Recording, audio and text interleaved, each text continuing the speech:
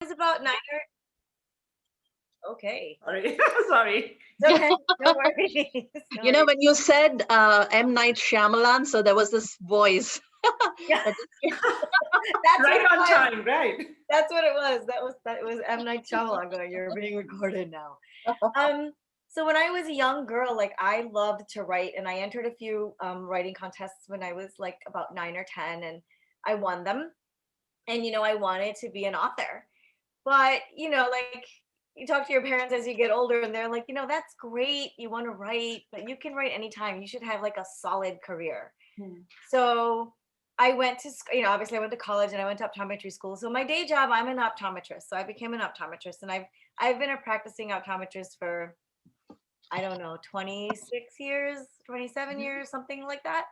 Um, and I'm fine with it. I enjoy it. It's not like my deepest passion. The writing was always my biggest passion. So about 10 years ago, I thought, my kids were like, I don't know, 11, 12 or whatever at the time. And I was like, let me just try this writing thing, let's see how it goes. And I didn't really know what I was doing, but I was like, let's just try it. Let's see what happens. So through fits and starts, basically, I did some contests, I did some fan fiction, until I kind of fell on this. And those of you who are reading the first book might be able to relate if you read some of it already. Until I fell on this contest. It was for a writing prompt. So you had to write a 750-word short story based on the prompt that said, heads we get married, tails we break up. And I was like, oh, I think I'm going to write a romance. And I always loved like romance. Like I grew up on Bollywood movies. And so I just loved all of that. I read everything, but I always was very concerned with the couple getting together. So that short story literally became sort of like a rough outline um, of that novel of Then Now Always, basically. And so it was like it was a long journey, 8, 9 years, whatever, learning how to write, learning what to do, rewriting it, sending it to contests, and learning until in 2017 I got my agent, and in 2018 she landed me the deal I have now. I had with Harlequin for Then Now Always, and Then There Was You. And so I have a third book coming out with them. A third book coming out with HQN next year, and I also signed a contract with Special Edition. So those of you who read romance, if you're familiar with the smaller category romances, one of the categories is called Special Edition, and so I'll be writing a couple of books for them as well. And, I was very blessed because the timing of all of this came just as my youngest child went off to college. Um, so at that point when I had to decide, do I want to see patients more? I've always worked part time. So, do I want to see patients more? Like, what do I want to do with this newfound time? Was when I had landed my contract. So the answer was literally handed to me, and I feel very, very blessed and very, very fortunate that things worked out in that way, because now we're empty nesters. My husband and I, we got a dog in the middle of COVID, so now we have a dog. And but that's really it. So I have my optometry, which I still do, and I am continuing to write and meet people and do all of this thing, and it's very, very it's very wonderful. Actually, I'm very, very happy, and I'm very excited to sit down at my computer every day. So yeah, Great. that's just it in a nutshell. I don't know. I'm not sure what else. I'm sure I could talk for an hour, but I don't know that you want me to do that or not. So if it, But if you haven't already, follow her on Instagram because she invites other authors and it's really inspiring and interesting talk. Like, I think every Wednesday you have an author. no, I did. I was doing it for about 10 days up to the lead up for my release of Then There Was You. So I had a different author every night for 10 days. And I think last Tuesday was my release day. And so that was my last one for the time being. So I'm actually toying with the idea of doing maybe one every couple of weeks, like every other week or something, and just inviting another author or just listen to me talk for 20 minutes. Um, because it did seem like a really good I met you and I met some other people through that. So I may definitely continue to have more of an Instagram live presence there. Mhm. So yeah, please follow me. And I do bring in other authors. I bring in people who I have learned from, and I also want to bring in people who might learn from me. So I'm still very, very much new um, at this profession that I'm sort of jumped into. So there's always people for me to learn from. Sonali is actually one of the women that I would consider a mentor of mine. I've known her for a few years, and Mhm. she is a good sounding board. And when I have a question of like, oh my god, this contract, I don't understand, what does it mean, I have her and a few other friends who are very um, who can serve to guide me in that way. And I'm hoping that to once I know a little bit more to be able to do that for somebody as well. Yeah.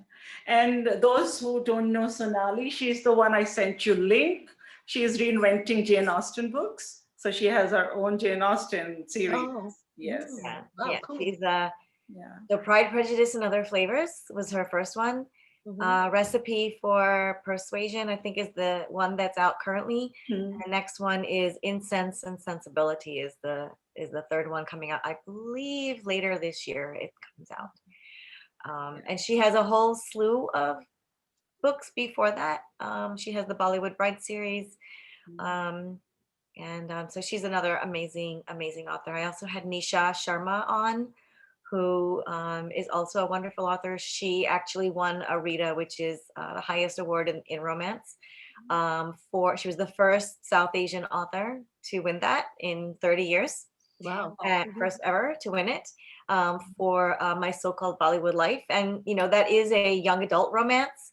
But I just got done reading it, and I do enjoy young adult. And that's also a very good one. And she's also doing the Takeover. She has a Shakespeare retelling coming out she's doing a lot. She's got 4 books she's writing this year. So she has the Shakespeare retelling as well as like it's called the Takeover Effect. So it's about like a female CEO, an Indian female CEO Oh, in there.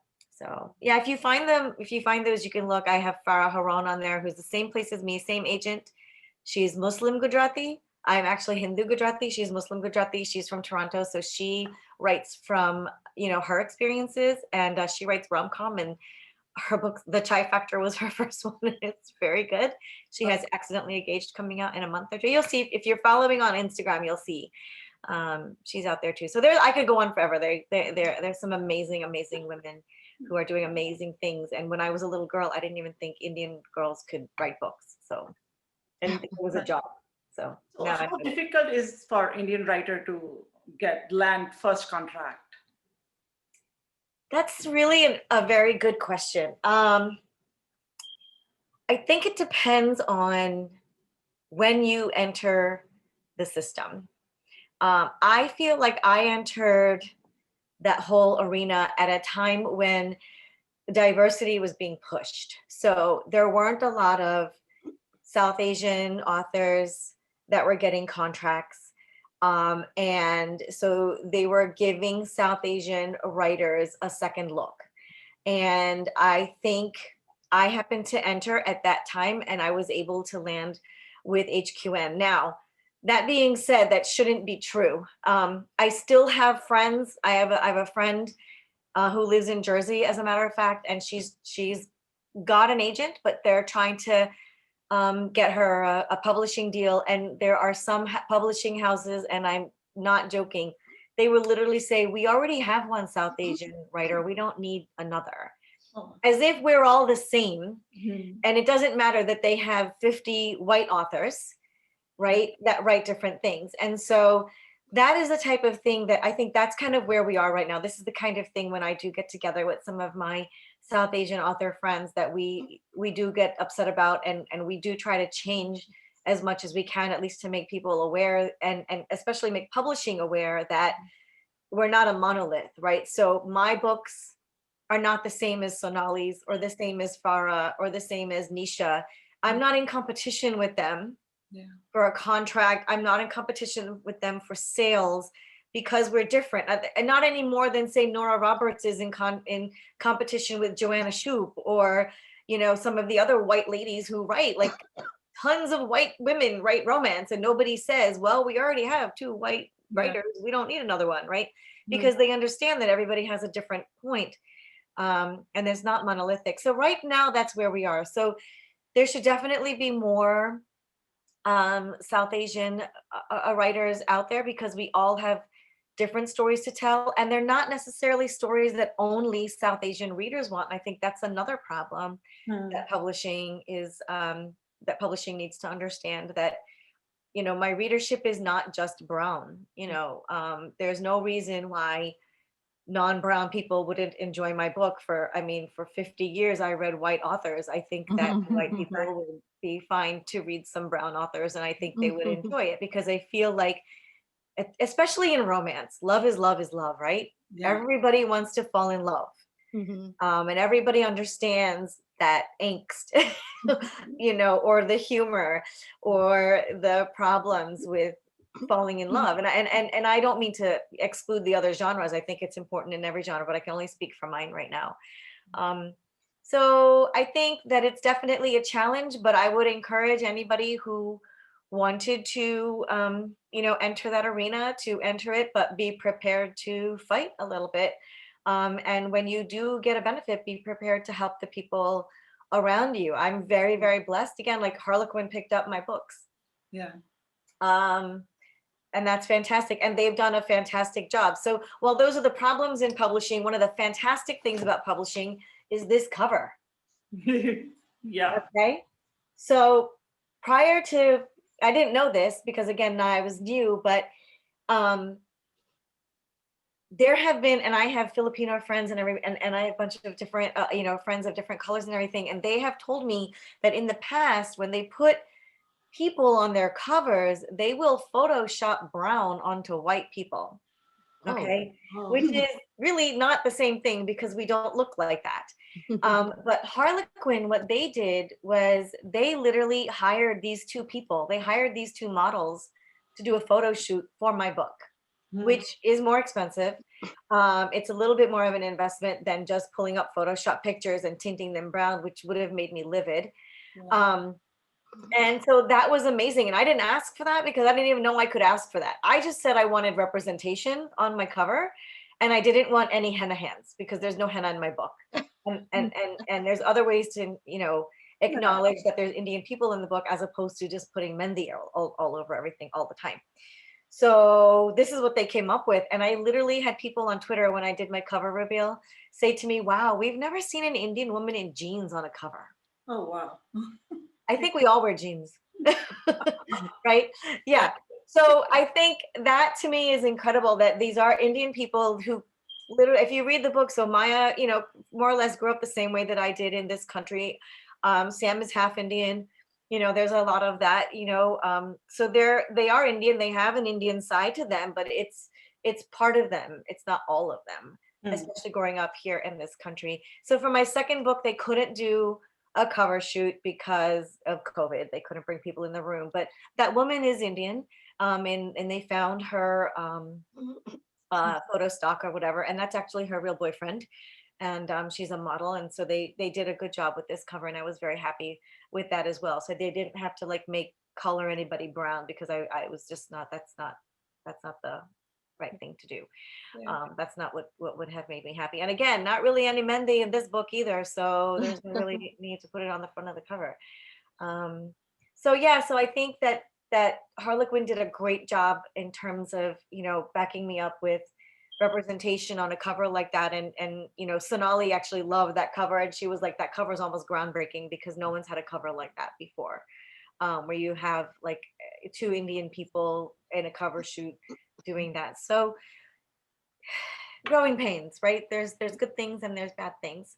I'm part of a Facebook group, and I wish I'd looked before I got on here, but this Facebook, it's a closed Facebook group for South Asian authors. And it started with 5 of us, maybe 5 or 6 years ago. And we're well over 100, 150 of all different kinds of genre. Like I didn't even know there were so many Indian or South Asian people out there who are wanting to write and just looking for community, you know. Um, and so we found our community there, and and especially with these other authors, some of if you watch the Instagrams, you notice that a good number of them are Indian, but I do have other friends that aren't Indian that are writers as well, and I try to incorporate like all of it so we could see all of the diversity. Yeah, that no, should- which is why I love enjoy your life, because I've come to know so many of Indian authors. So yeah, it is very There's so many more of us. Keep watching. yeah, because So, we in this group we have 2, 3 great writers. So guys get inspired and start writing. But one thing, Mona, I want to ask you. Your first book was released in January 2020, Yes. and your second is also in January. So is there cautious this thing, that conscious effort to release it in No, January? the release dates are not up to me. My publisher completely decides the release dates. Mhm. And I just think the way that the timing was when I had to hand in my books. So like the third book I handed in to them was a couple of months after, it takes like 18 months basically. So I handed in the third book in December of 2020. So it won't be out until March of now 2022. It's a long 15 to 18 month cycle which they do it. It wasn't a conscious decision on my part. It was a conscious, they do their marketing. I do hand over a little bit of trust to them. It's Harlequin after all. I figure they sell a bunch of books. They kind of know what they're doing. Yeah, no, I don't have anything to say about that. They just tell me when the release date is and I go. I think Anita has a question. Yeah, yes. I think before that, I think Poonam. Oh, Poonam typed sorry. me the questions. Yes, Anita, I will come second. I'll go to Poonam first. Poonam, take it. Oh, there she is. Oh, hi. Hi, Uh, how are you? I have just I have couple questions. First is, aren't there there are so many South Asian writers, so aren't there any South Asian publishing that promotes them, publishing house? Like, why do we have to go to these well settled, they are going Well, after only I white don't authors? know of any. So stateside, I don't know of any South Asian publishing houses. So some of my friends are actually published in India, and so Mhm. they go through the Indian publishing houses. Um, I know I have a friend in one of my writing retreat groups. Her name is Sona. I'm gonna get her name. Charapotra. She actually, if you saw on Netflix the movie Tiny Little Lies, that's her book. That's on Netflix. Her and a friend of hers. It's about a ballet dancer, and that's her book. And she does do some kind of promotion and like kind of publishing type of thing. But as far as I know, and it's a good question for me to take back to some of my friends, if there's actually any South Asian publishing house. And at this point, I don't know that there is. And I'm not necessarily opposed to it, but I do feel like I would also still like to open the eyes of all other publishing houses because I don't necessarily want us to be separate but equal. I want us it should be just mainstream, right? We should be mainstream. So people have asked, What like, where would I put your book? Like beginning when I couldn't sell it, they were like, we don't know where to sell it. We don't know where it would go on a shelf. And I was like, well, I believe it goes in the romance section under S. Like that's where I would put it. But there's still parts of this country where they literally have like a romance section. So Walmart, for example, in Tennessee, I was there last year when my book came out and we went to go see it, my daughter and I. They had one side of the aisle is all like white authors, romance, and the other side of the aisle is all black. So they separated it. And I was like, why? What is why this? would you separate? Yeah. Because what they're saying is that, well, the black readers will be able to find it better. Well, this isn't just for black. I was just like, you can't even hear the racism in your voice, right? Literally and then Alicia Rai had a book out at the same time. And I am not joking you. They had 2 copies of her The Right Swipe book, and they put one on the black shelf and one on the white shelf because she was brown and they didn't know what to do with her. I'm like, put it under R, under rhyme. That's where it belongs, right? Exactly. So that's what I'm talking about. Like, I just feel like if we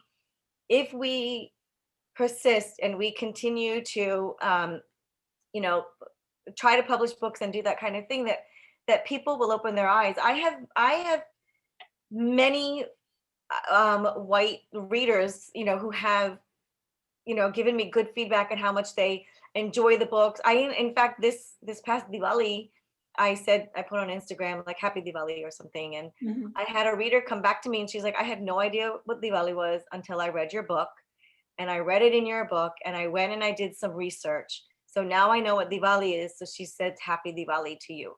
So people are reading. Yeah. People are reading. If you give it to them, they will read it. So we used to ask the publishing houses, we're like, we don't know how, if it's going to sell. We don't have an audience for it. You don't have an audience for it because you haven't put it there yet. Put it there, people will read it. Like, if you build it, they will come, right? And I think that's what my friends and I are finding. However, it is still, I think, a bit of a challenge to get it out there. I mean, it's a challenge to even get money for marketing, because if we put this much money into you, how do we know it's going to sell? How do we know people are going to read it? Well, you won't know until you try. It's a gamble. Yeah. Yeah. And I feel that all of these women that I'm talking about, their books will sell. So we spend a lot of time promoting each other, which is why part of the reason I have that IGTV. I was like, listen, let's do this, and they will do it for me, and we just keep doing that. So we have on Valentine's Day, I have a panel, all South Asian authors going through a bookstore called Love Sweet Arrow. And it's all South Asian authors, and we're all different. We're all romance, but we all write something different. But if you like hers, you'll like hers, you'll like hers. And so, why not put it out there that we all have different personalities, we all have different stories, we all have different backgrounds, same as everybody else, Yeah. But this is something that has to be out there. Mhm. Yeah. That's true. Yeah. Did you have That's another true in every question?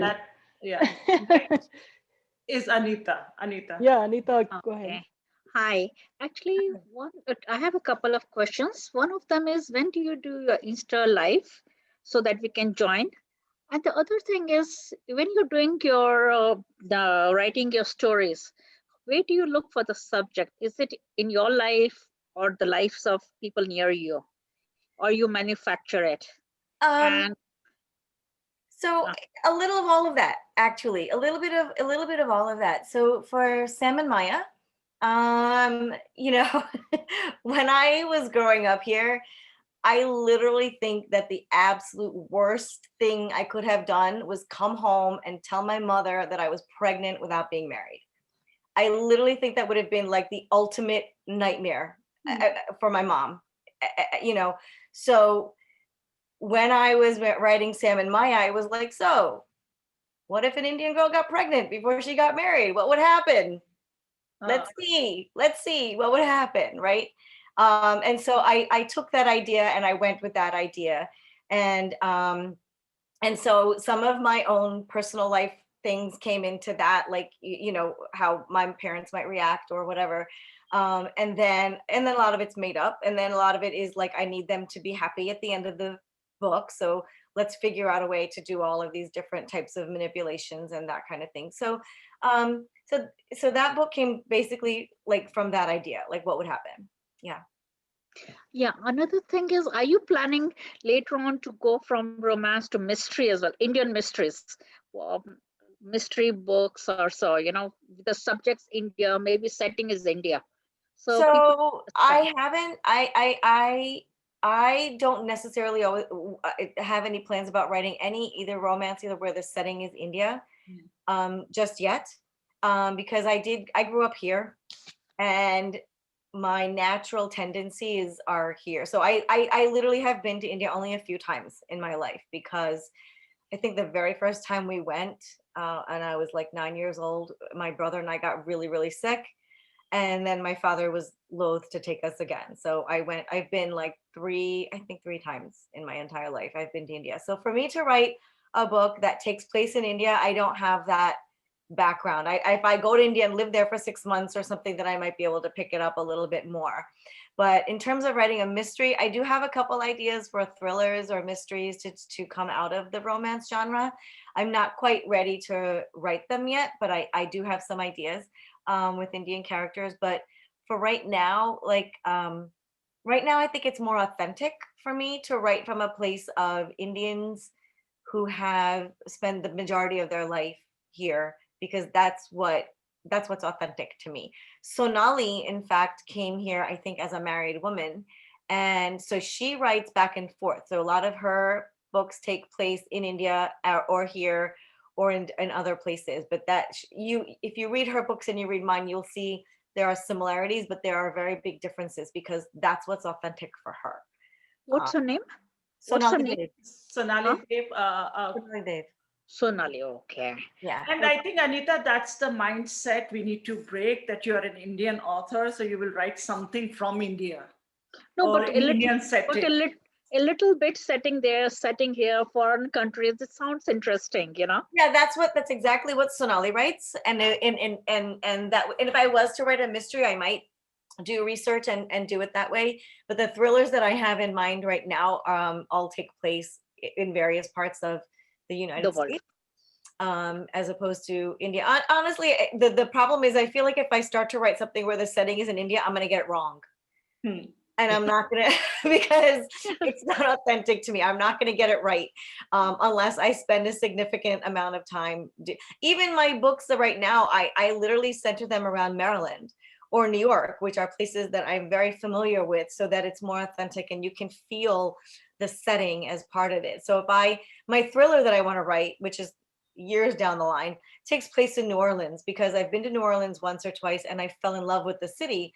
But if I want to write that, I'm going to go spend a couple weeks in New Orleans. And I'm going to just investigate and do research. And that's what a lot of my friends do. A lot of us will do that. If we want to research something, we want to change the setting, then you go and you spend time there so you can do it. But I think that's part of my problem with India. If I try to write something from India where it takes place, I think I'm going to get it wrong.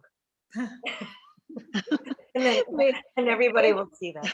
Maybe you can go to Oak Tree or this places, India Then I full would write places. about that. Then I would write about like Jackson Heights and Edison and all of those, because those things are authentic to me. I spent a lot of time in Jackson Heights when I was getting ready to get married, because back then there was no Edison.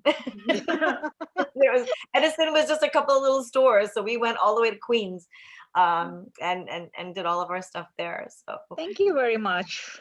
and my Instagram lives will generally be in the evening. I don't have any scheduled right now for myself.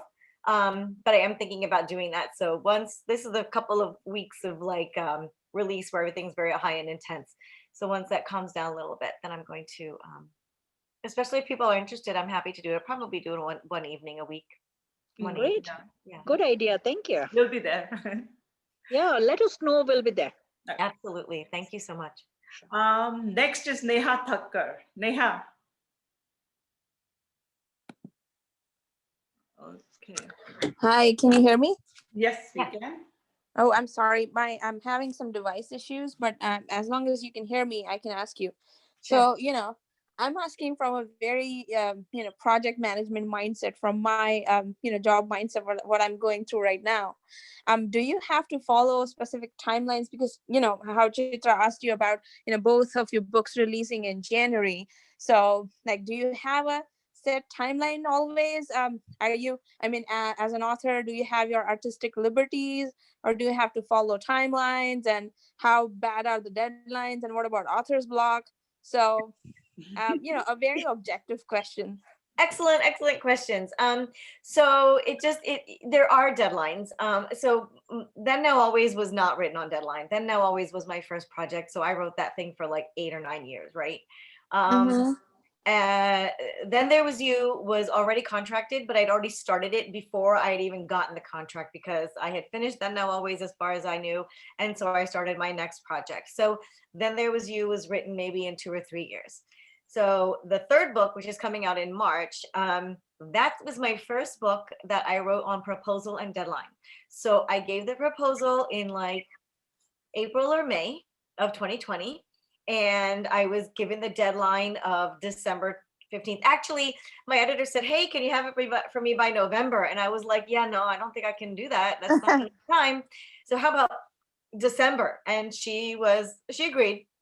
And at the same time, the editor from Special Edition approached me and said, hey, we love your first 2 books. We would love for you to write for us as well. And I kind of panicked because I was like, wow, I really want to do this, but I don't know. And so for them, I have to write 2 books this year. So the first one's due in June, and the second one is due in November. And I'll tell you that second one, I don't even know what it's going to be about. And the first one, I'm still mulling over while I'm doing edits for the third one. So right now is the first time since this began where I'm very, very busy doing almost 3 different projects at the same time. Wow. But that's the job, right? Like, you know, that's the job. That's what people are doing. And plus promoting the first 2 books that are already out, right? So as you go further into this, that's the job. So I think that, you know, if you're continuing to work full time, and I do have friends who work full time and they still manage to write, and I don't know how they do it, but they all manage. And, you know, so if this is something that you want to do, I would say jump in and do it. And then when it comes time to talk deadlines and things, see how flexible people are. You know, I mean, if you need an extra month or something, then I would ask for it. So I said I could not have the 3rd book done by, you know, November. I'm like, that will never happen. And she said, okay. And so I got it in by December 15th, and I handed it in. So then, you know, and it also depends on who you work with. So my editor sent me edits for that. And she said, when do you think you can have it back to me? And I said, well, I can probably do it reasonably for you by the first week in March. So that's when she wants, and my contract stipulates a certain number of days, and that's within the time. So now I am sort of facing deadlines and writer's block. And what do I do about writer's block? Well, that's a really good question because everybody gets it. I have some ideas, and if I don't know where I'm going, I call my friends. I talk it out. I brainstorm. I send them a few chapters. What do you think? You know, I don't know what to do with these people. What am I missing? So, and you build a network that way. And I've built a network over the past 5-6 years of people that I can trust, and people whose opinion I value. Other writers, you know, some of them are published, some of them are not. Just because they're not published doesn't mean that they don't know what they're talking about. Who are willing to, you know, listen to me talk about character A and character B and where I'm stuck, and help me figure out a way to plot it out. So that's part of the job. Like, that's the learning curve. So I'm still learning all of that. And I think even if you ask authors who are on their 7th or 8th book, I don't know that it gets any easier moving forward, but you just know more. So like, I don't make the same mistakes now that I made with book 1, basically. And I made less mistakes with book 2, and I'm just moving forward there. So That's great. Thank you so much. Yeah, it's a great insight because, you know, otherwise, if you give me time, I don't think I'll be able to finish anything. No, and I think that's the problem, right? You have to just, you know, sometimes when you want to do something new, you just jump in and you see what happens. Mm-hmm. Well, that's amazing to hear from you. Thank you. Okay, so next we'll move on to Kavita. Let me tell you about Kavita. When I shared that you'll be joining us, she was the one who was jumping up and down, and she sent me so many hearts because she was reading your book that time, suggested by one of her friends. So if she has, I will ask her to unmute herself and ask question. You're still muted. I'm still muted. Yeah. Sorry, I didn't stay muted instead. Sorry. Hi, Mona. Hi, Kavita. How are you? Very good. Mona, Parimal Bhai gave me the book. Oh, Parimal uncle is the sweetest man ever. Yes. So he introduced you to me, and he gave me the book, and he is giving me your second book also. So he texted me the day, I'm giving you the second book. I'm like, yay. Oh. So when Chitra said that you are coming, I was so excited. I'm loving the book. Oh, I'm so. How do you know? Just one side note. How do you know Parimal uncle? So I play pickleball with him. You play pickleball. I know. So Parimal, just so Parimal uncle's daughter-in-law, she's like one of my best friends. Oh my God. Okay. Yes, Okay. yes, yeah. Okay. So their son and my son are the same age. They grew up together. They were in Montessori school together when they were 4 years old, and now they're Oh. 20. Yeah, so Kosha and Uncle are like our closest, some of our closest friends. And Yes. Buttermilk Uncle actually called me yesterday. He said he finished the book and he loved it and he was passing it along to people. So he's Yes. just a nice man. Yes. Yes. Yes. He is. Yeah. I would have to tell him that I met you. Yes. Thank you. So, Mona, my question, I think all the talk, I hear my answer. That was my question, that how do you come up with the plot? And but I think you answered that around you it happens, and growing your experience, growing up here, and it's. It is. I pull it out of different things. So I don't know if anybody's read how far, if anybody's gotten in Then There Was You, but in Then There Was You, there's a few racist incidences, and those things actually happened to my daughter. Oh, Yeah. okay. So she's a teaching student in Nashville, and those things actually happened to her. And she grew up in Columbia, Maryland, and it's a very blue, very liberal, open area here. So nobody cares really that you're brown, right? So those things happened to her, and I remember being so angry that I didn't know what to do with it. And Annika is a teacher, so I just put it in the book. So it was actually therapy for me. So those are the types of things, so I do pull some of it from my own life experience. I told all my friends, I'm like, none of your life experiences are yours anymore. Once you tell them to me, you True. risk that it's going to go into Yes. True. Yeah. Yes, but I love your writing style. It's so gripping. Like I cannot put the book down. So it was Well, thank you so much. And thank you really so much nice. to Parimal uncle. I will definitely let him know that we've met. Yes, no, and thank you, and big thanks to Chitra for this opportunity. It's Welcome. Yeah, absolutely. I know. But Okay. Mona, one thought keeps popping up for your two novels and the title. First one is Then, Now, Always, and Yes. the second one is Then There Was You. Yes. So you always start with then, or is not? No, and honestly, the titles are more of a group project between me and my editor and my agent. Okay. So titles are not. I thought that the first book I wanted it to be named Heads or Tails, and they were like, it's not romantic enough, So they talk to marketing and all these kinds of things, So I'm not in marketing, so I don't know what sells books. So the three of us get together and we spend a couple of days and we brainstorm title ideas and we email them to each other, and then we pick like our top 3 that we like, and then my editor takes it to marketing and then they pick from that, and if they don't like it, we do it again. So Then Now Always, I think that one was my idea we ended up with, and that one won. And then There Was You, I think all 3 of us kind of liked it, and I did have a question. I said, well, what about the fact that they both begin with then? Like, is that going to be a problem? And marketing said it's not a problem, so it's not. So for the third book, I don't know what the name of it. I always have like a working title just so I know I have something to call it. But titles, I just work with my editor and try to figure out what's going to draw people's eye and make them think, that they're what they're getting. I have a couple of I asked this questions. because I'm a Bollywood junkie and I know Ekta Kapoor, if you know, she starts with K, most of her films. So I was like, maybe that's like she's starting with then.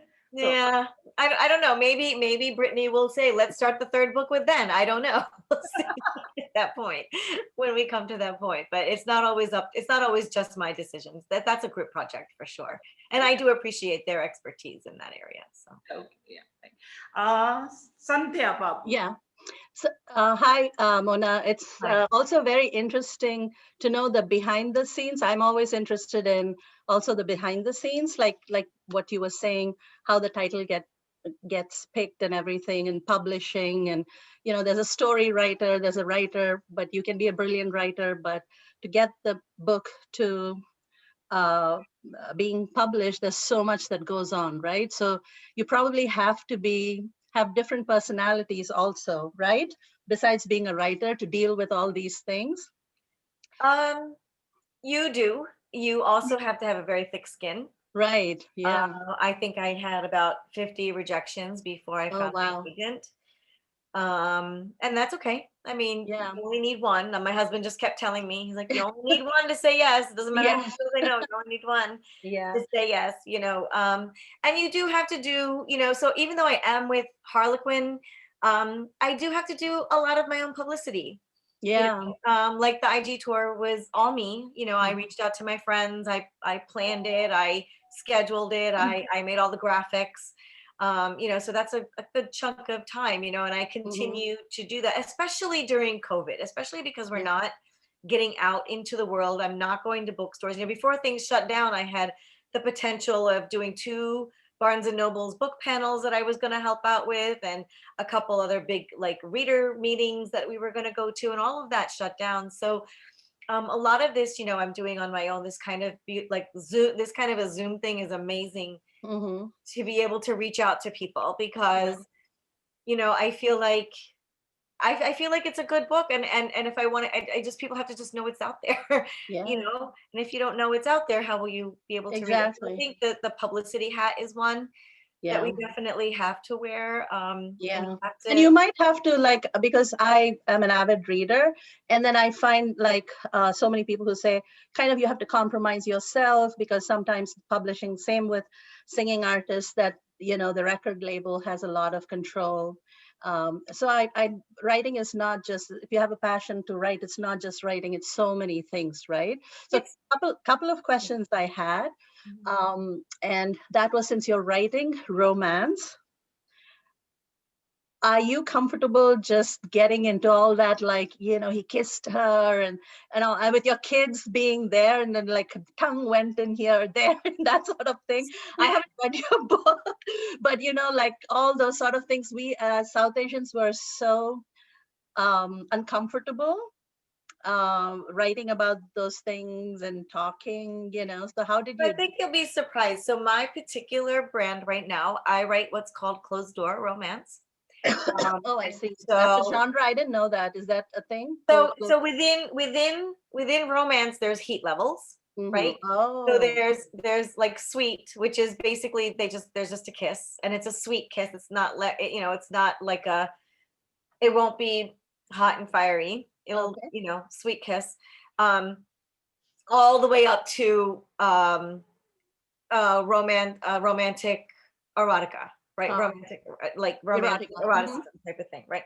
Erotica itself is a whole other genre. Oh. Okay, but there's romance, there's erotic romance, and then erotica is a whole other genre. So I'm not even going to there. So there's heat levels that all in there. So wow. what I write is closed door. So basically, my characters do have sex. You Oh, just don't get to go into the bedroom with them. Oh, I So see. everything up until that point is fair game. So, like Sam and Maya have, they're obviously, there's a baby. So I had to write their scene, right? But the door is shut, and then you see them again in the next morning. And they're still in bed. Interesting. They're still in Wow. bed together. They're still in bed together. There's still no clothes on. That is all happening. I'm just not being graphic about the rest of it, right? Right. And then there was you, same thing, maybe a little bit more. My daughter read it and she's like, this one's a little more graphic than the other one, but still not going all the way with them, right? Clothes come off, that kind of thing. And that's just my own personal preference, partly because So how do you like deal with uncles and aunties when they've read your book, like Perumal uncle, when you look him in the eye and he's read your books, and like, how do you feel? Do you feel separated from Yeah, that? you know what? Actually, the Parimal uncle is. I'm just giving it. I don't even know No, who I he is. understand that. I understand what you're saying, and I have like I will tell you. Father. My dad's reading it, but the hardest part was when my father-in-law read my first book. Okay, because he read my first book, and then he would be like, "Oh, Mona, I'm on this part now," and I'm like, "Oh God, how many kisses were there? God." But that's only a few people, right? And Yeah. I'll tell you, my father-in-law, he didn't say, if he only talked about like the things that were happening. He didn't want to talk about it either, right? And my son and my brother can't even read my books, all right? Because they're like, we hear your voice, and it's not even that bad. But I honestly think that you just have to write what you want to write, and Right. and it if it's uncomfortable for people, then they shouldn't read it. And I think that we have to stop making it so taboo. You know, Right. I write Agreed. this way because my daughter was about 16 years old when I was writing Then Now Always, and I was writing it with her. Like she would always read about. So I was like, I'm not writing a sex scene that my Mhm. daughter has to read, and she was like voraciously reading everything I wrote. And Mhm. so that was part of the reason I made it closed door. Right. And then I got some feedback from some of my friends, and a lot of my friends are like, we really enjoy it because you're not writing the sex scene, because we kind Yeah. of know what happens. We don't need Right. that, right? Mhm. Right. So, you know, my books they get a little sexier as we go on, but I Mhm. haven't gotten to the point where I feel the need to write those sex scenes. And people who write the sex scenes and write them well, it shouldn't be gratuitous. There's a Yeah. change in the character that happens, like a change in the story. Like there's a Mhm. reason for that scene to be there, because something happens between that couple Mhm. that you need to know about. And for Mhm. me, whatever's going to happen between that couple, it'll happen before or the Mhm. next morning while they're still in bed together, right? You'll hear about it. Yeah. Um, That's so good. Like I you don't have to actually think. have a problem. I see my uncle I haven't seen him that much because of COVID, and I'm trying to keep my distance. But I Mhm. did see him a couple weeks ago. He came to get his book signed. Um, and I don't have a problem looking him in the eye. That you know, people understand that, Right. Right. you No, know, but in South Asian community, it is like taboo. I mean, amongst us girls, we talk about everything, but to talk about things in front of older people, and so it is. So that's why I was I like, what do have you know? I'll refer you really quickly to Sonali. So Sonali came here from Mumbai when she Mhm. was married, just when she just gotten married, right? Mhm. And you know, she has literally, I think, a more modern and more progressive view of sex than even I do, having grown up here, because my values come from my parents who like froze in 1970. Yeah. Okay. And so she actually had a more liberal lifestyle than I did, even Mm. here. You know, when I talked to Right. her, you know, like she has one of her books, and the best line she wrote in one of her books is, she's like, my honor is not stuck in my crotch. Right. And I was Mhm. like, that is so true. Like your honor is not between your legs, right? It Mhm. doesn't matter, right? And she's Yeah. so, but that is not the way I grew up, right? That is not, I was told, no, your honor is Right. right there, you Right. know, and Right. you cannot have sex before you get married. And God forbid you're pregnant when before you got married, right? You'll ruin your whole life. Like those kinds of things. So I think this is the way. This is the Okay. way to kind of open things up a little bit, Mhm. and understand, you know, that maybe we need to have a little mindset change. And it's hard, and Mhm. it's a little embarrassing Yeah. Yeah. sometimes, but you know, it's okay. Like my dad's reading my book, I don't ask him what part he's on because I don't want to know. I don't So want to do know. you? My So the mom other. read it, she was fine with it. My mom Mhm. loved it. Oh wow, that's great. Yeah. So the other thing is, you said you have these groups of people that you bounce ideas off. Now, do you actually have non-writers as a test group that you test something? Because I'd like to sign up.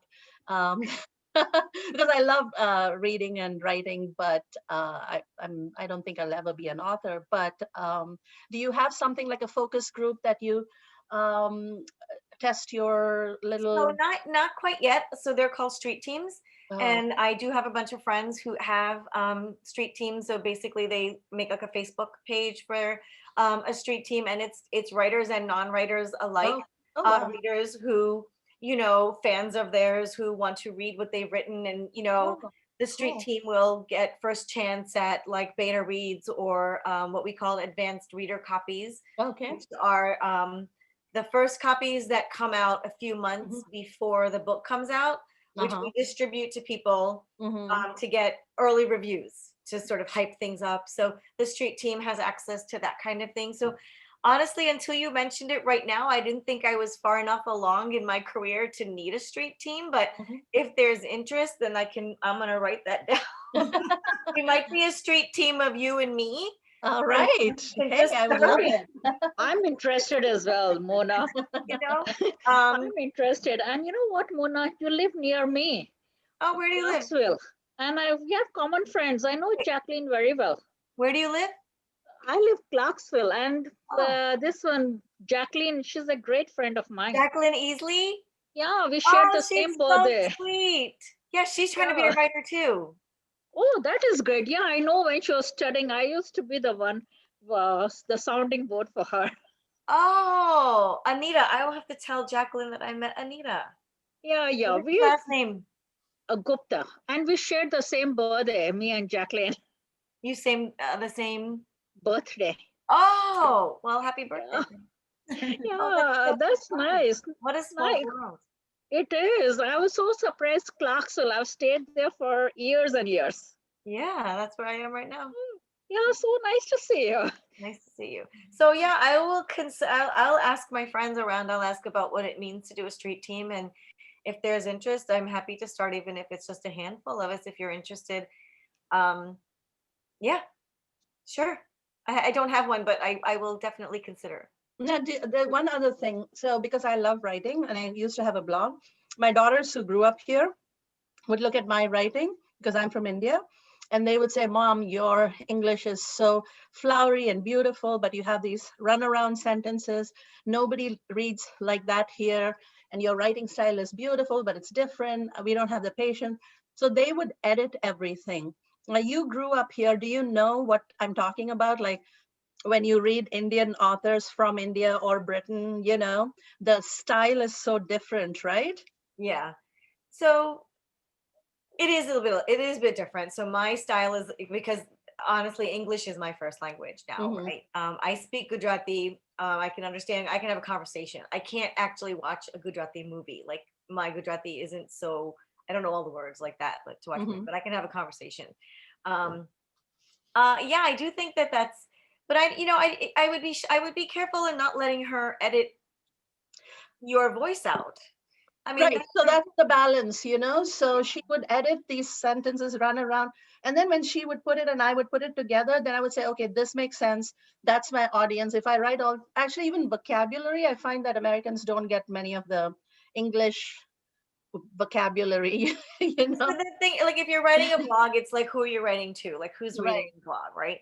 Right. So if it's So other Asians, other Indians who are from India, then they they'll get love that. They would love that, right? They would love that that's flowery okay then. language. Yeah. But You Americans, have to no. be you.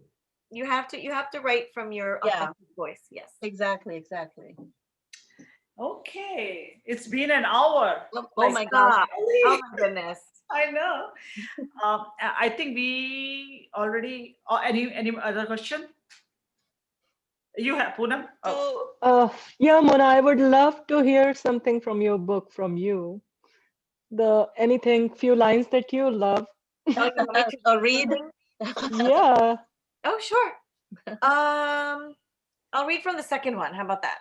Mhm. okay. A little preview, huh, of the new book. Let's see. I don't know how much time we have. Let me just pick like a good place to start. We'll start here. So my characters are Daniel and Annika. And Annika is a kindergarten teacher, and she, doesn't make a lot of money. So she moonlights at a bar at night. And Daniel is an emergency room nurse, as well as a flight helicopter medic. And a couple of days prior to the scene I'm going to read from here, Daniel had come on scene in front of Annika's bar. There was a gunshot wound, and he had seen her, but he had actually seen her, and the reader is just learning about this too. A few months before, in his ER, when she'd been a patient in the ER, but she has no recollection of him at the ER. So he saw her then, and he's been taken with her. So here he is at the bar, and he has come inside because he's compelled to meet her. Okay. So he has walked in, and he says he scanned the place looking for that ponytail. Wouldn't it be just his luck that he came in on the day that she was off? But what if she was here? What would he say to her anyway? He should leave. If he told her how he knew her It would only bring to the surface something she may want to forget. This was a bad idea. He turned on his stool and made to leave when a woman's voice called to him. Weren't you here the other night? Daniel turned to face mahogany brown eyes that were narrowed at him. The woman's lips were pursed and her brow furrowed with the question. She wore her hair back in a ponytail, which Daniel knew hid beautiful, dark, tight curls. Even though he'd walked in here looking for her, he was caught off guard, and a few extra seconds ticked by before he gathered himself to speak. A slight flush built under her cheeks as he stared at her. No, I think I would remember that. Sure, you were here. You were with the fire engine. She pointed to his jeans and t-shirt. You were wearing a uniform, but I'm pretty sure it was you. Ah, yes, the gunshot victim, Daniel nodded. He couldn't take his eyes off of her. Yeah, you were the one who faltered. There was no challenge in her voice, just fact. Excuse me? You just stopped in the middle of treating that man. How could you possibly know that? I saw. Most people watch the victim. I watch the medics. She shrugged. Excuse me if I stepped on your manhood. Daniel grinned. She had noticed him. I hesitated a moment, and my partner took over. He studied her face. In any case, it happens almost never, and my partner is great. So I wasn't wrong. You faltered. She waved her hand at the bar. Can I get you something? Her flowery scent wafted toward him as he sat down again. Bourbon. Rocks. That's about it. She's a badass. Thank you. Yeah, pretty sassy. She was a pretty badass. Yeah, Oh, this is fun. Great fun. yeah, fantastic. Thank you so much, Mona, for coming. Absolutely. Thank you Thank so you. much. Thank you so much for having me. And I will be in touch with Chitra. Mhm. Give me a little bit of time to work on a street team or something, and then we'll get you together and follow me on Instagram, and hopefully I'll see you again. Yes, and Thank you. Thank you. Thank you. Have a great time. hopefully for your third book, we will be meeting in person for book signing. That would be fantastic. Hopefully by then we're back to normal. Yeah, that would be fantastic. So yeah. Thank you. So I will let you out. Okay, take care. Thank you. Thank Bye. you. Bye-bye. Thank you, Chitra. Thank you, Chitra. That was really so interesting. Thanks, Really nice. Chitra. This is great.